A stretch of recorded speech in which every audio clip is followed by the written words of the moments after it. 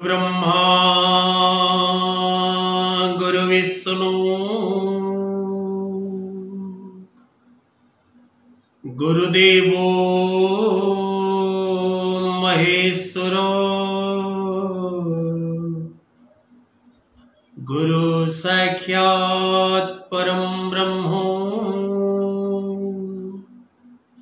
तस्मै श्री गुरवे नमः। जय जगन्नाथ दर्शक बंधु, जय गुरुदेव। जगतरनाथ जगन्नाथ समस्त को खुशी रे रखंतु, आनंद रे रखंतु।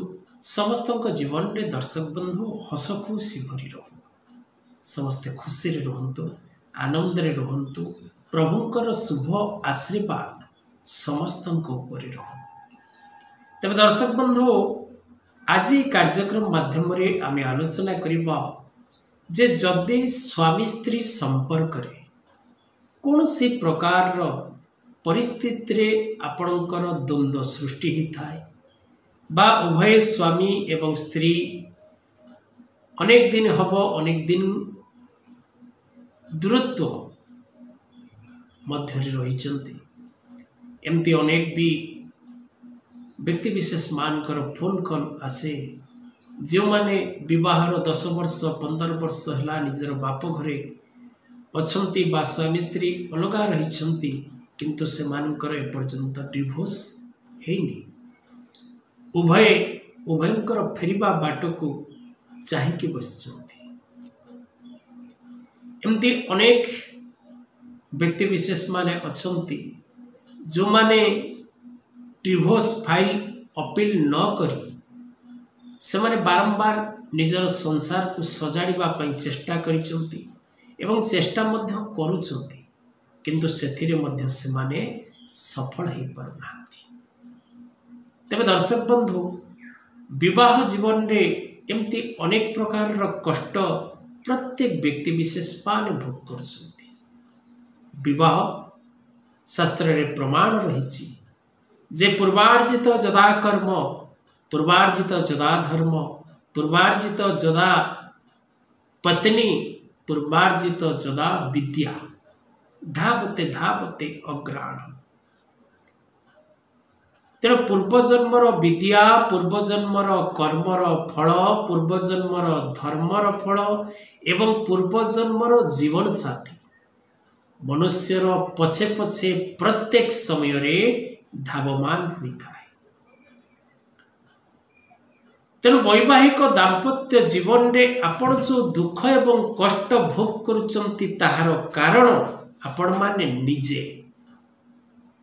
कहीं ना दर्शक बंधु, शास्त्र रे प्रमाण अछि जे कर्मण्ये व्याधिकारस्ते मा फलेषु कदाचनम।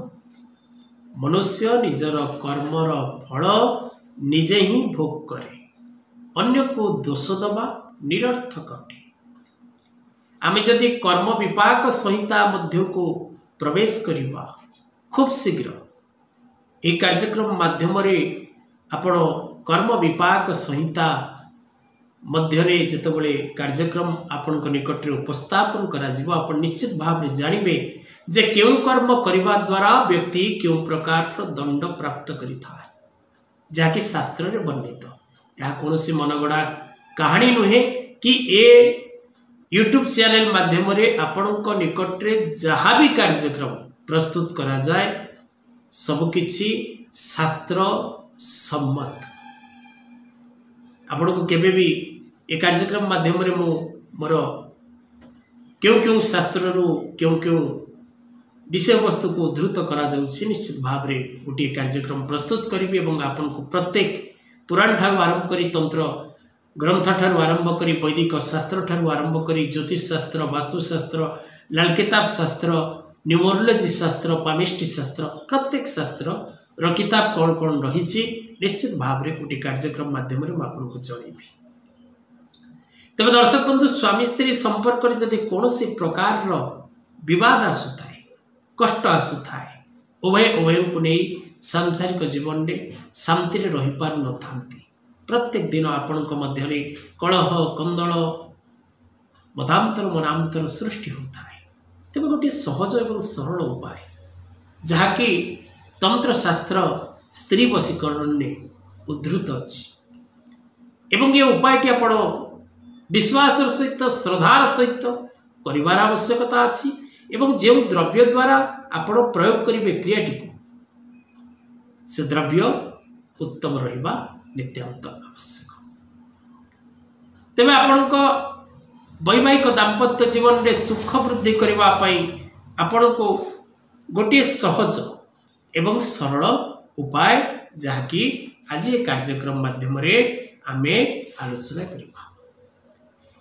तेबे दर्शक बंधु आपण को किसी सामग्री मार्केट रो क्रय करिवार आवश्यकता अछि। जदि उत्तम सामग्री आपण प्राप्त करि न पारंती तेबे तळे दे जेतिबा नंबर रे मो सह जोगाजोग करिवे, नचेत आम अनुष्ठान मुक्तेश्वर ज्योतिर्गवेषणा केन्द्र परिवार सहित जोड़ी हेबे एवं आपण को निश्चित भाव में उक्त सामग्री सुलभ मूल्य रे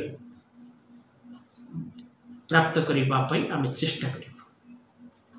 ब्रह्मदंडी, बच एवं कूट ये तीनोटी को संपूर्ण भाव में भल भाव में कुटी देबे एवं रविवार दिन को क्रय करिवे।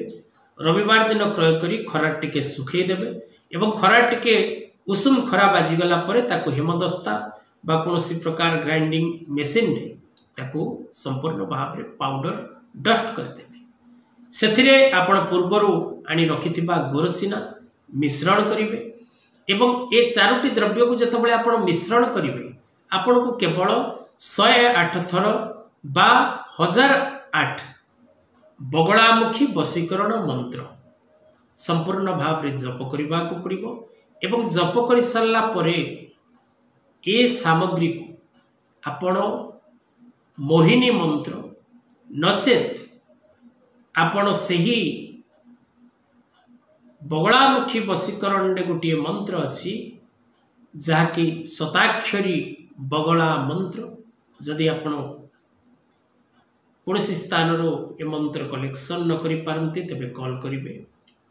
तेणु बगलामुखी शताक्षरी मंत्र रे निजर स्वामीर बा निज स्त्रीर नाम को संयुक्त करी ए चारोटी मिश्रण करिथिबा पाउडर को 27 थर पाठ करिवे और 27 थर ठुंक मारिवे।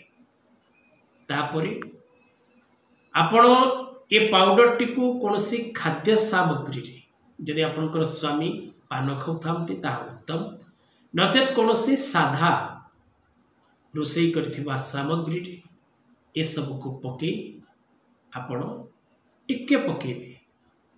जस्ट कंटिन्यू बेसिस रे 5 थर रो 7 थर ए पाउडर को आपण पके खाइबा को दियंतु। जहाँ को भी आपण निज आयत्ताधीन करने को चाहूथांती एवं जो व्यक्ति द्वारा आपण असुविधार सम्मुखीन होउचंती निजर स्वार्थ पाई कौन कार्य रे प्रयोग करने को चेष्टा करेंगे। अଯଥା शुभ परिवर्ते अशुभ फल निश्चित भाव में आपण प्राप्त करेंगे जदि ताधरे किसी आपणकर स्वार्थ थाए।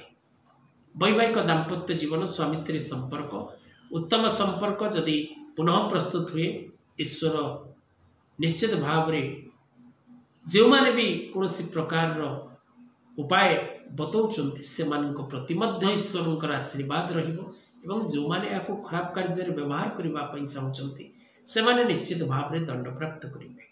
तेज दर्शक बंधु आज कथावस्तु को ये रखा। जय जगन्नाथ।